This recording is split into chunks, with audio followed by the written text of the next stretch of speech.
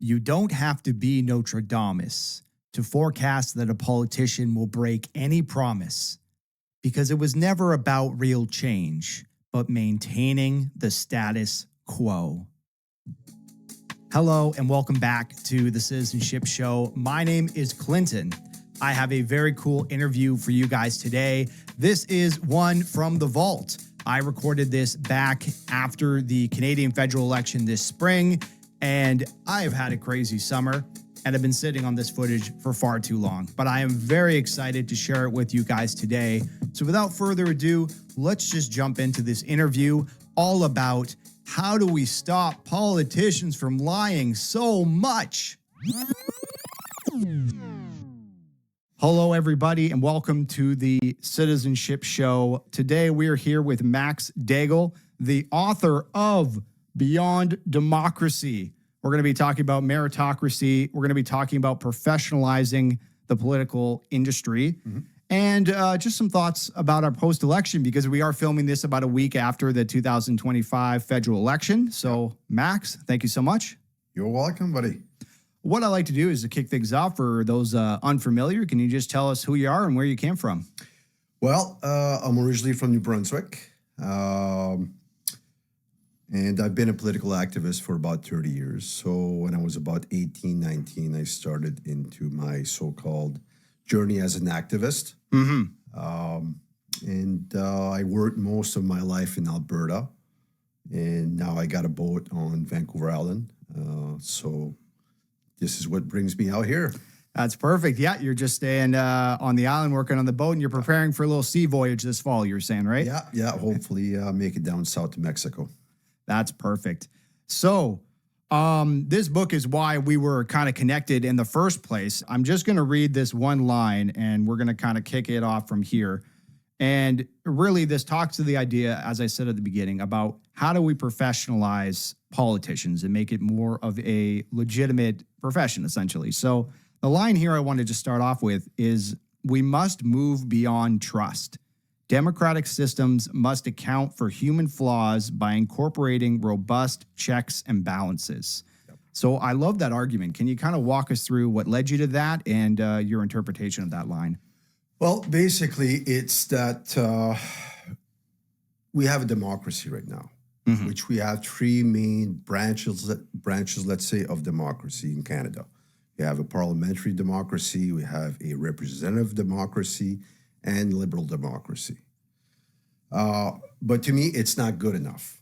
My whole life, and from hearing from friends, from colleagues, from people all over the country, is that this politician lies, or they break promises, or they don't answer questions, they deflect.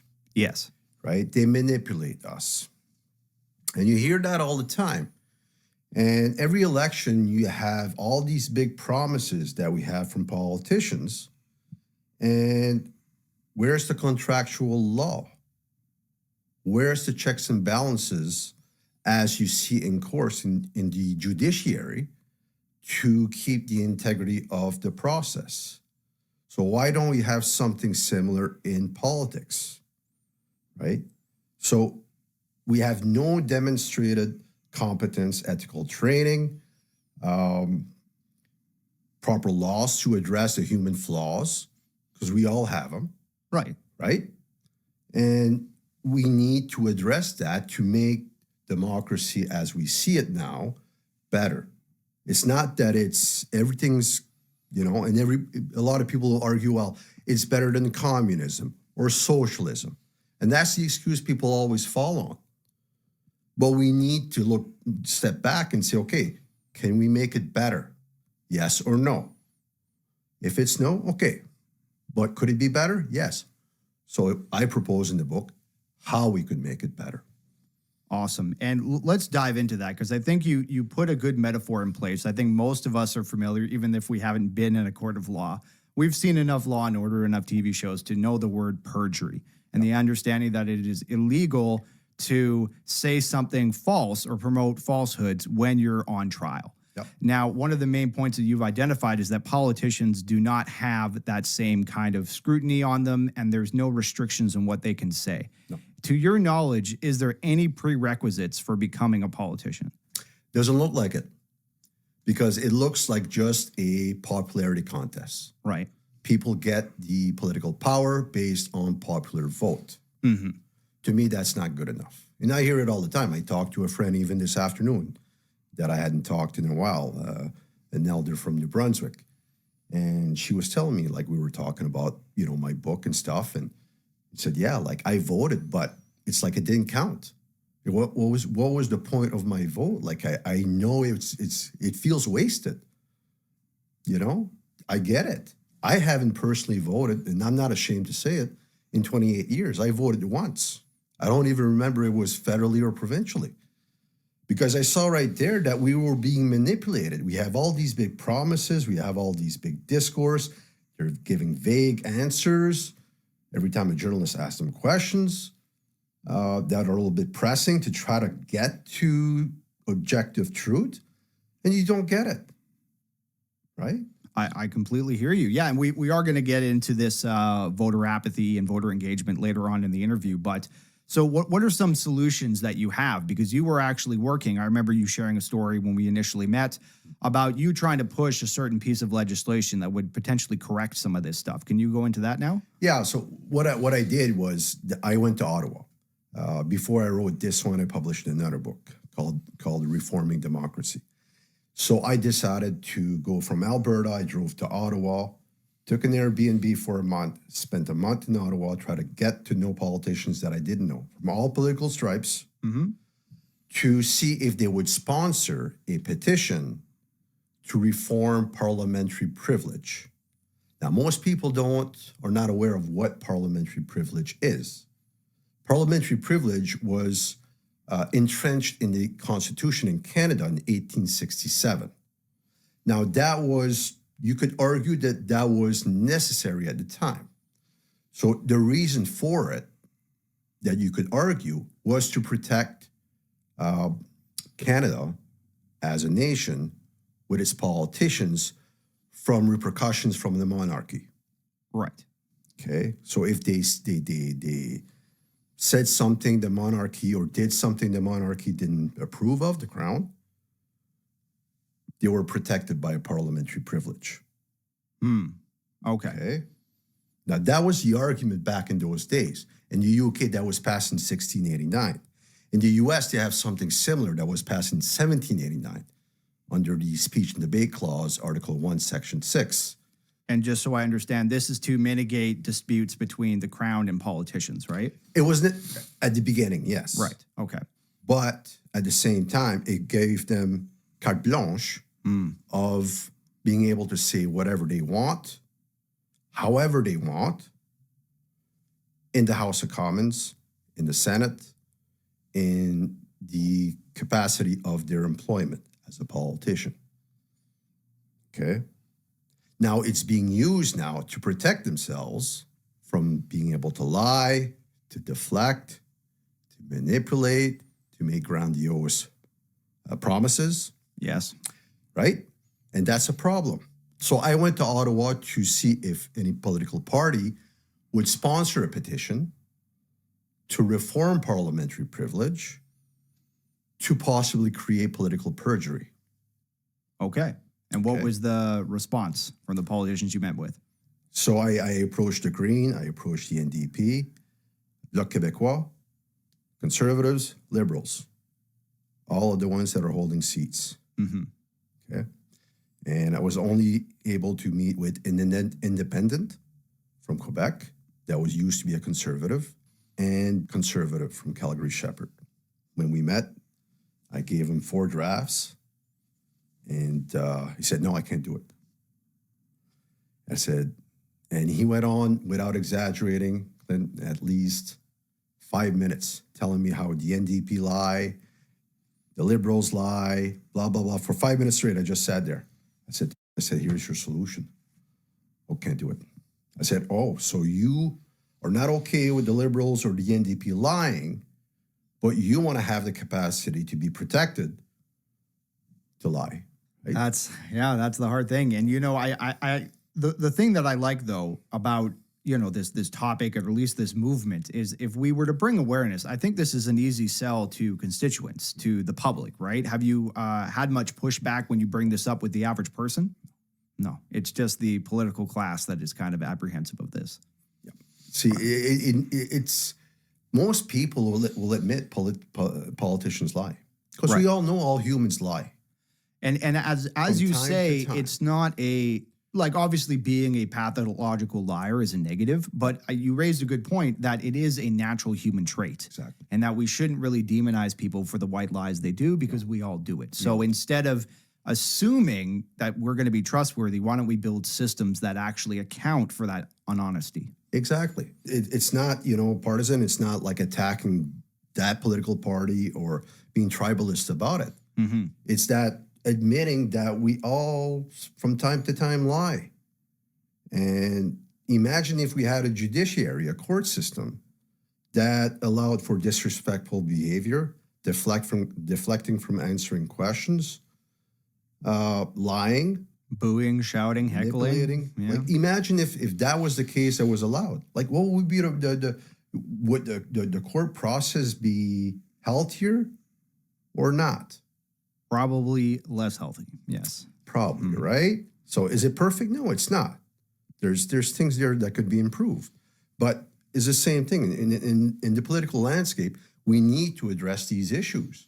And we need to have a process of proper vetting, demonstrated competence, proper psychological screening to show that they're psychologically fit, Mm-hmm.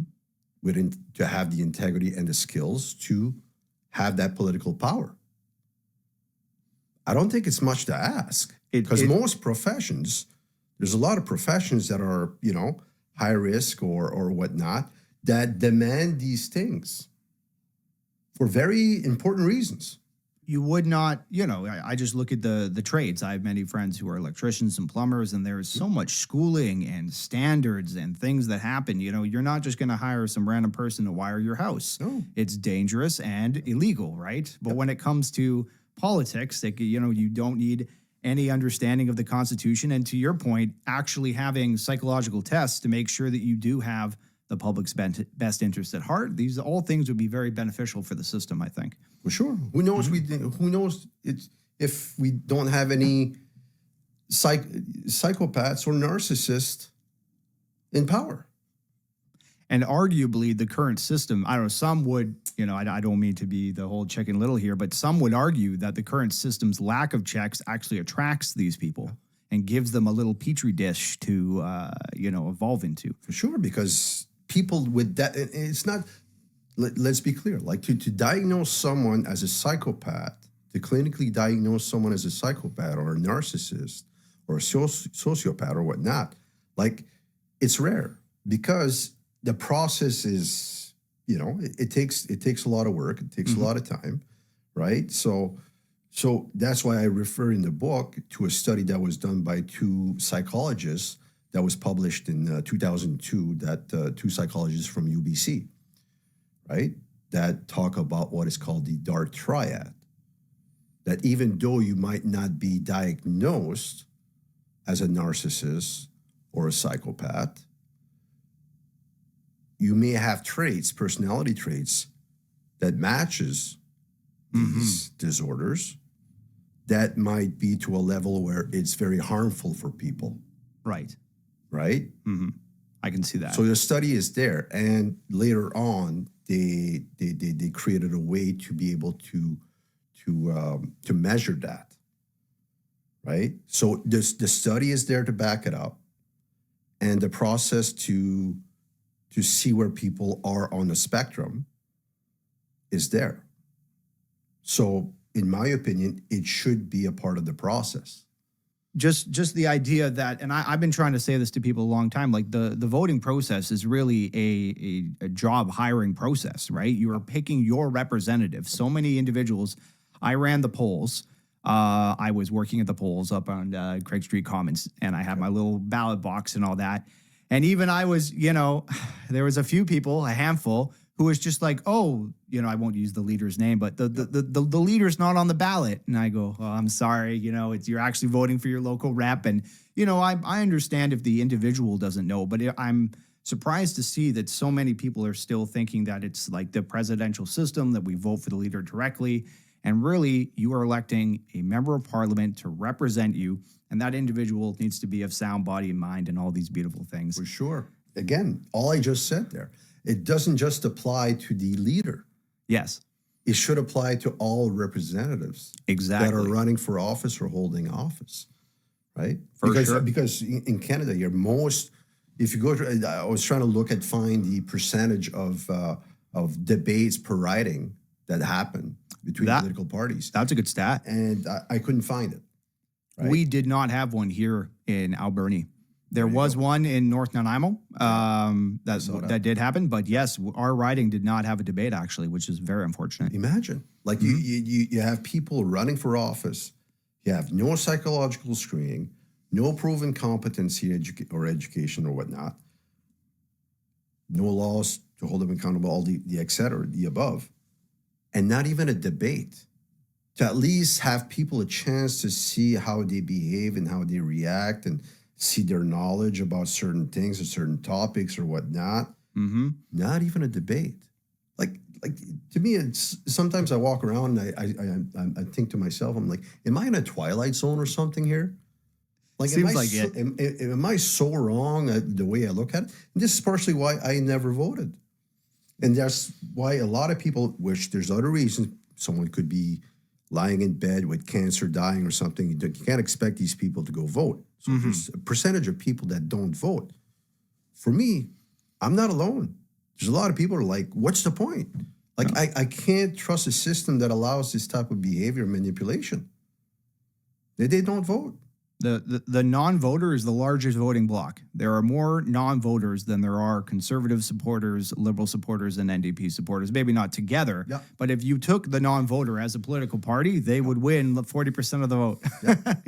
Like I think it went up to like 70% this federal election, right? It was 70% participation. Yeah. Okay. Voting rate. It was way high. Mm-hmm. Way It high. was higher this year, I heard. Higher. And higher early voting, I heard. Historic highly early voting. Over 7 million or something. Mm-hmm. Yeah. I didn't get super into the numbers yet. I did have a chuckle that there were still, it was like 130 people who are still voting for the marijuana party, though. I found that funny. Yeah. That's another thing. Do we really need parties, right? What are your thoughts on that? No, I don't think so. If you look in contrast to a business, a sports team, a organization, a nonprofit, whatever it may be, a relationship of two people, right? Doesn't matter.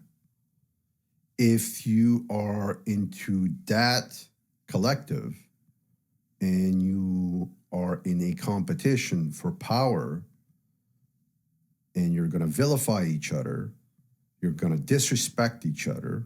You're going to lie to each other to gain that leverage. Do you think it's going to be healthy? No. So this is what we have in politics. And that's the big issue with the political party system I see. And you raise the parallel with business and sports teams. You can say... or a relationship, intimate relationship. Sure, like, but I just mean a lot of people. Most people have experience with that. They do, yes. Right? So if you're going to have someone that's going to try to leverage to have that power over the other, do you think it's going to be healthy? No, it's going to be toxic.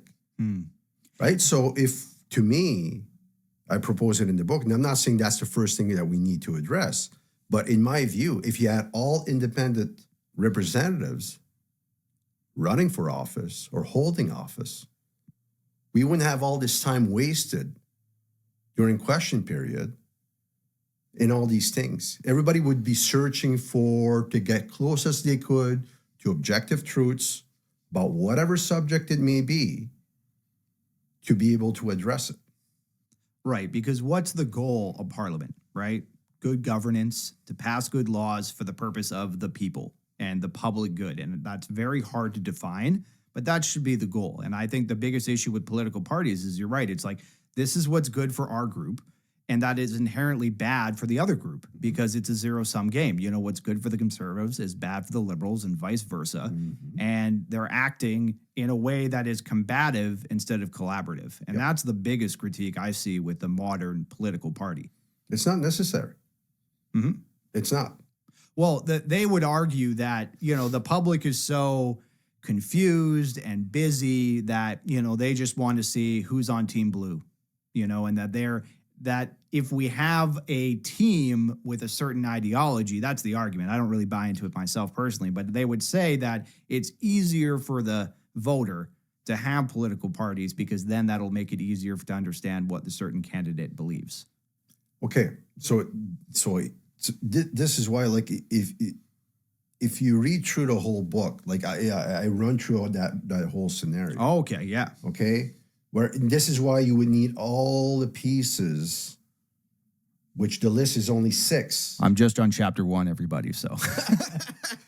It's a good read so far, though. I just have 6 points that I bring forward that if you would put them all together, where you have laws that politicians cannot deflect, cannot lie, cannot have disrespectful behavior, right? You have these things there.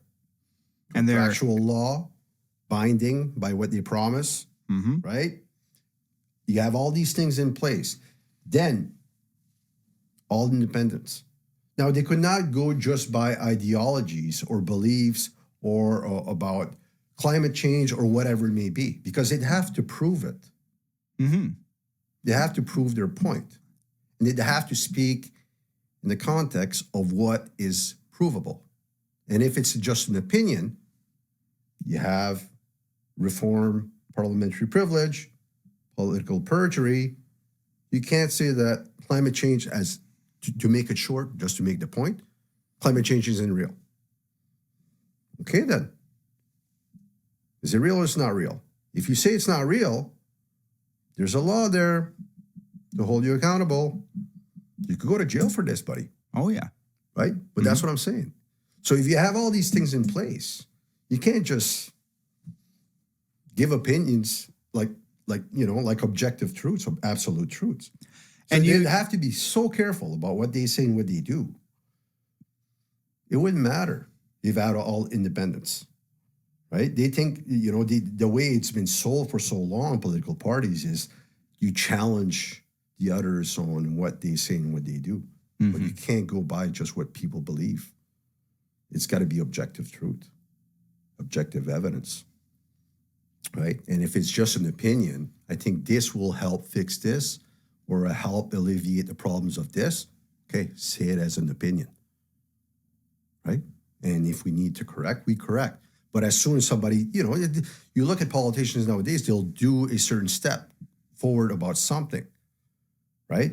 They've sold it so hard. It's a catch-22. They sold it so hard that to retract and admit that maybe you're wrong, maybe they were wrong, so hard. Because it's not that they've been saying this maybe 1 or 2 times. You know, there are certain politicians that have built careers off certain falsehoods or lies or things like this, and they've been repeating the same message for a decade, right? So it's harder to backpedal. Imagine to backpedal on that. Yeah. Right? But again, like if you look at the context of most people have experience here as an employee, as an employer, as being a part of an intimate relationship, a sports team, an organization, a nonprofit, whatever you name it. Like everybody had experience where it was healthy. And everybody could describe to you why it was healthy. And if it was toxic, they can easily describe to you why it was toxic. Right? But it's the same thing. You have the power that these people have. You need to find mechanisms and proper checks and balances and vetting and screening process to be able to have the best that we can. It will never be perfect. I'm not saying what I have in there would make it perfect because humans aren't perfect. All I'm saying is this is a way to make it better. Yeah, that just that point where we have to understand the limitations of humans and work with the limitations of humans.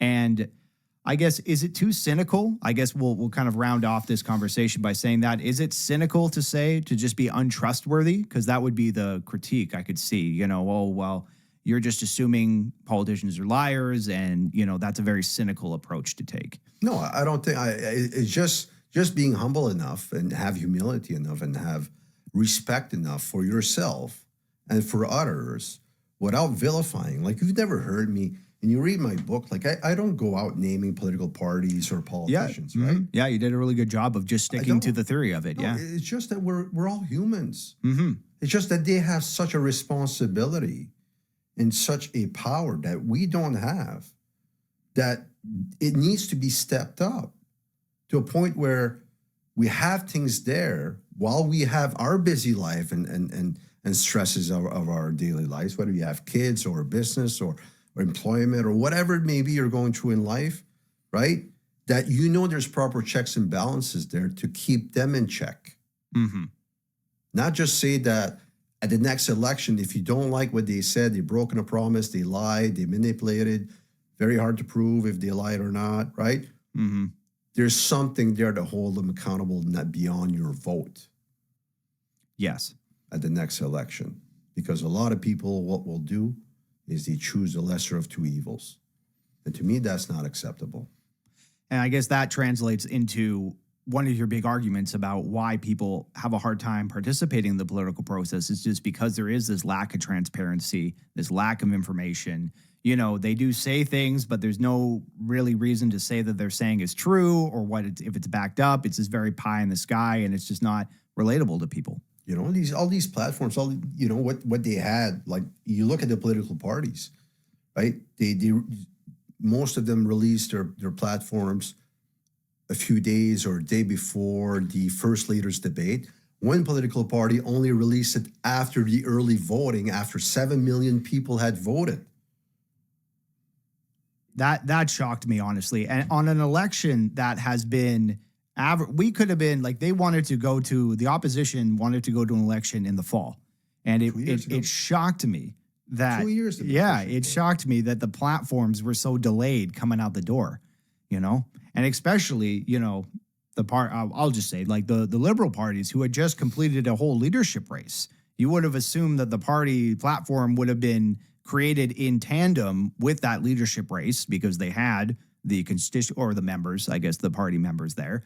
So that was another thing that I just found very odd, that you elect your leader, but then the platform took another several weeks, right? But that's the thing. See, there's so much, and this is why I say, like, political parties, this infighting, this in the House of Commons and everything else.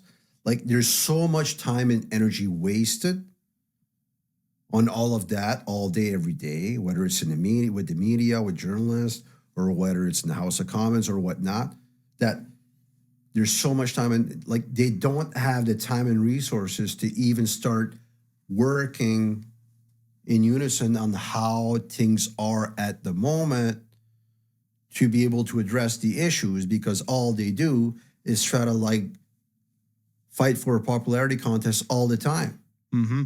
It's not like a business where you have a business or an organization or a sports team. You work together all the time. You see a little fault there, you work on correcting that all the time. Boom, boom, boom, all the time, to always get better.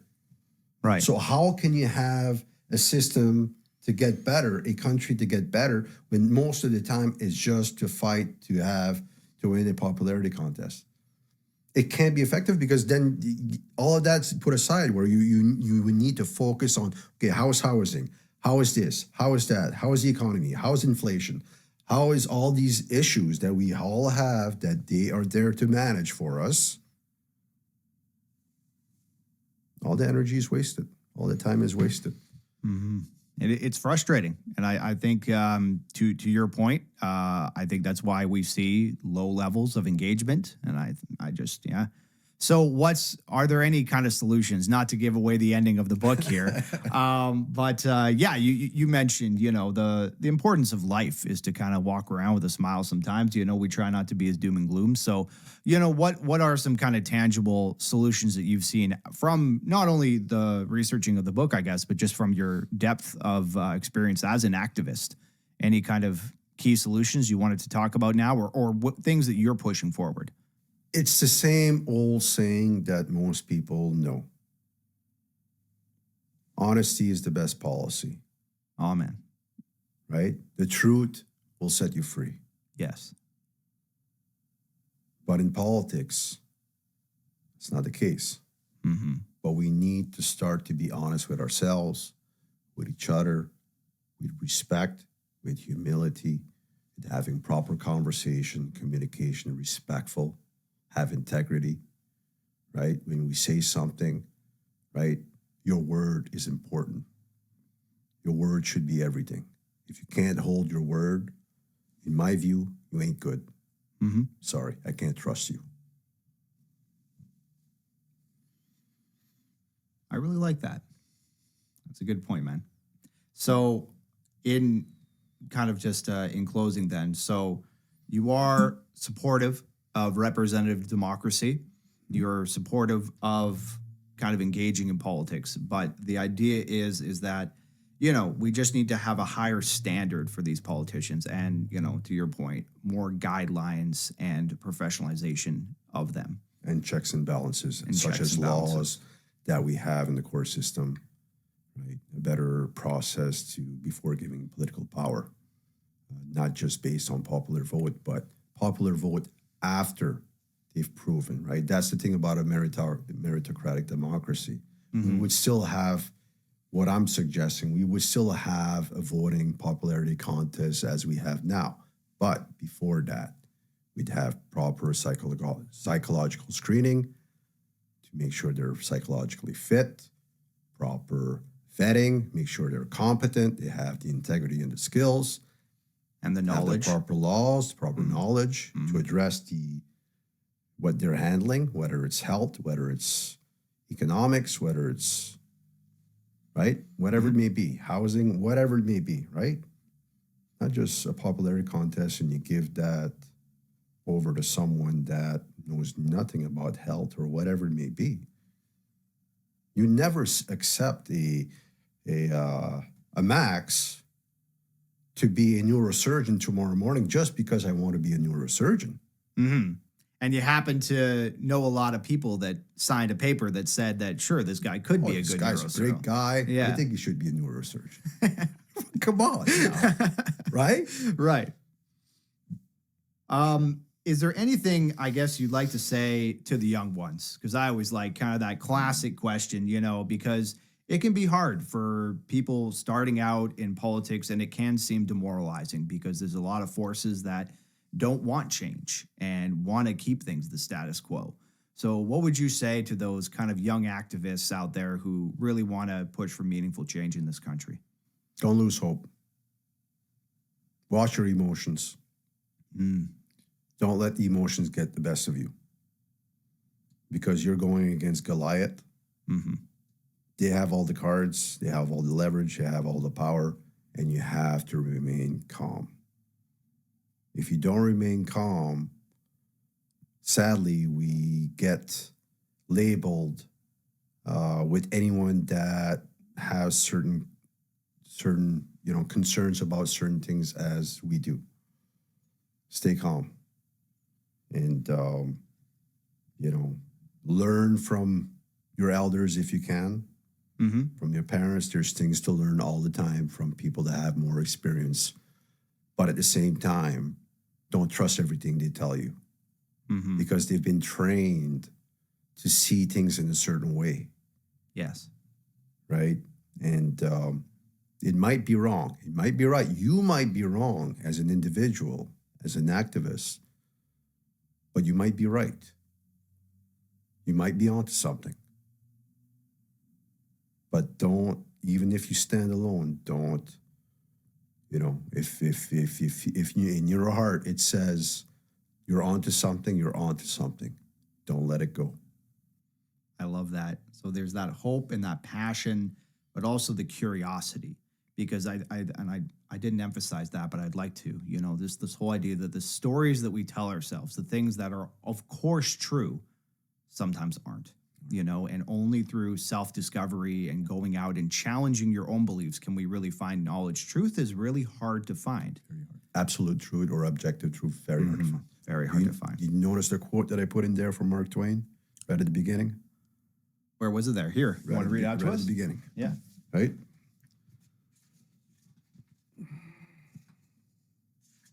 And it says exactly basically what you just said. For Mark Twain, it says, what gets us in trouble is not what we don't know. Mm-hmm. It's what we know for sure that just ain't so. That is a beautiful line. So I'm going to put a link to this down in the description of the YouTube video. Definitely check it out. I've been having a great time reading it. Again, Max, thanks so much. Welcome, buddy. Anything else you wanted to close with?